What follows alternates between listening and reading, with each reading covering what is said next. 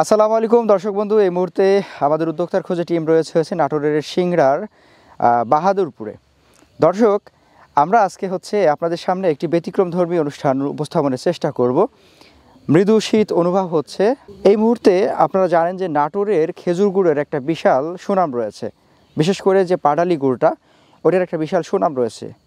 সেই চিন্তা থেকে আমরা চেষ্টা করব আজকে, বা আমাদের চলে আসা আজকে নাটোরের এই সিংড়া উপজেলাতে। এবং আপনারা হয়তো দেখতে পাচ্ছেন যে আমাদের পিছনে গাছি ভাইয়েরা খেজুর গাছ থেকে খেজুরের রস সংগ্রহ করছেন। এটা ওনারা আস্তে আস্তে করে বাড়ি নিয়ে যাওয়ার পর যে পাটালি গুড় সেটা তৈরি করবেন। তো আমরা এই পুরো প্রসেসটা আজকে দেখার চেষ্টা করব, এবং এই যে এতটা সুনাম কিভাবে অর্জন করলো এই নাটোরের পাটালি গুড়, সে বিষয়টি আপনাদের সামনে তুলে ধরার চেষ্টা করব। আশা করছি পুরো অনুষ্ঠান জুড়ে সঙ্গে থাকবেন এবং উপভোগ করবেন আজকের এই ব্যতিক্রমধর্মী তথ্যচিত্র এমএস ইমদাদের ক্যামেরায়। চলুন শুরু করা যাক। আসসালামু আলাইকুম, কেমন আছেন ভাই? ভালো। কি নাম আপনার ভাই? রাশেদুল। রস ঢালবেন? হ্যাঁ। আচ্ছা, ঢালেন তো দেখি আমরা একটু। রাশেদুল ভাই, তাই তো? হ্যাঁ। আচ্ছা, এটা কি নতুন রস? হ্যাঁ, নতুন রস। কয়টা গাছ নামানো হলো আজকে? গাছ 130টা। 130টা?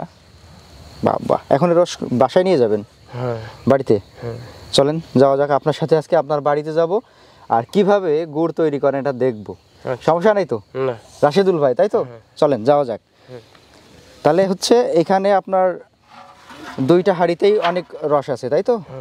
এটা এখন আপনার বাসা কত দূরে? এই সামনে। সামনেই? আচ্ছা, আপনি কি এটা ডেলি আপনি এই কাজটাই করেন? হ্যাঁ, ডেলি এই কাজটাই। রস এইভাবে নামান? হ্যাঁ, এইভাবে। আচ্ছা আচ্ছা, কতগুলা গুড় হয় ডেলি? ডেলি 10 ধরা। তো আপনার কি তরল করেন নাকি পাটালিও করেন? তরল পাটালি দুইটাই করেন? আচ্ছা, তরল প্রতিদিন কতটা করে হয়, কত কেজি করে হয়? তরলটা হয় 50 কেজি। 50 কেজি করে? হ্যাঁ। এটা কি আপনারা বিক্রি করেন কোথায়? হাটে। হাটে? আপনাদের হাট কত দূর এখান থেকে? কিলো 2। কিলো 2।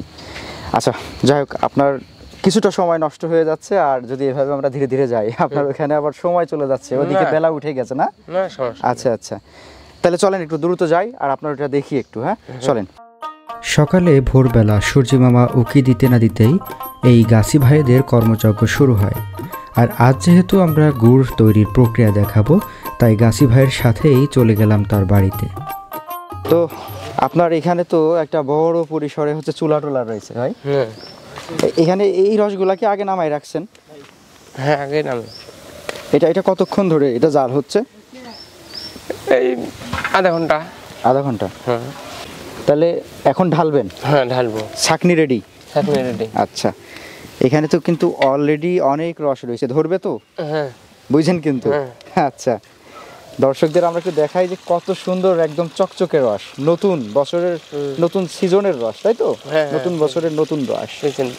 আচ্ছা, খেজুর রস এটা আস্তে আস্তে করে কতটুকু সময় লাগবে বলছিলেন যেন? 12টা পর্যন্ত। এখন তো প্রায় 7টা 8টা বাজে। 3-4 ঘন্টার একটা ব্যাপার রয়েছে না? তাহলে এরপরে এবার কি জাল দেওয়া, তাই তো? হ্যাঁ। এ পর্যন্তই গাছির কাজ শেষ।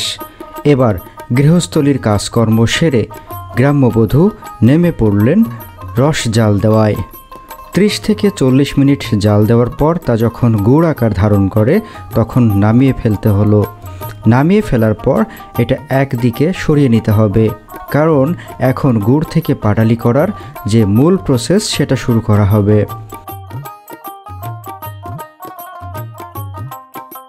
সাধারণত এটাকে বলা হয় বীজ দেওয়া। এই বীজ দিতে হয় প্রায় 10 থেকে 15 মিনিট।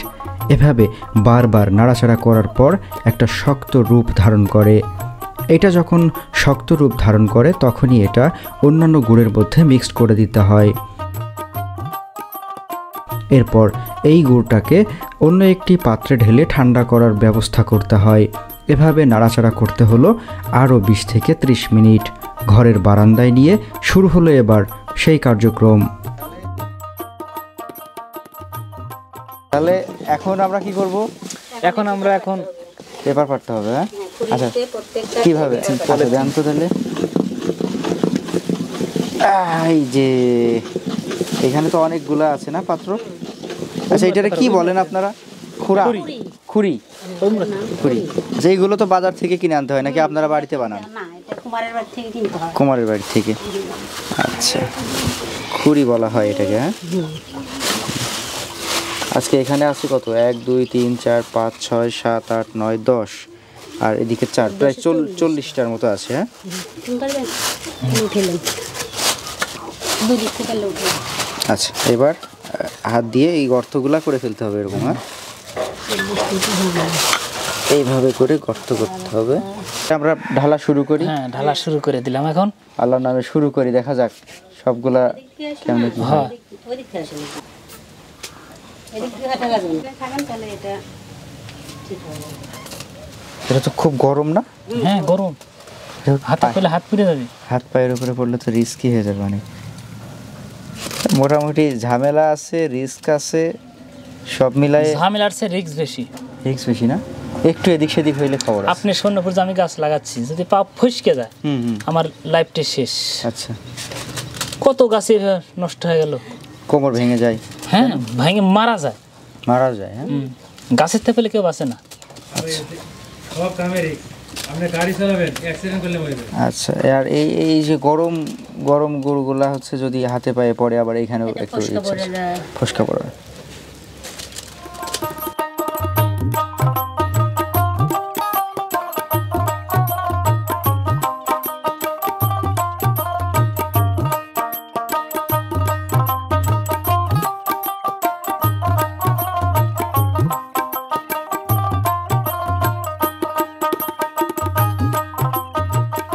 আচ্ছা, তাহলে আমাদের মোটামুটি এখন রেডি।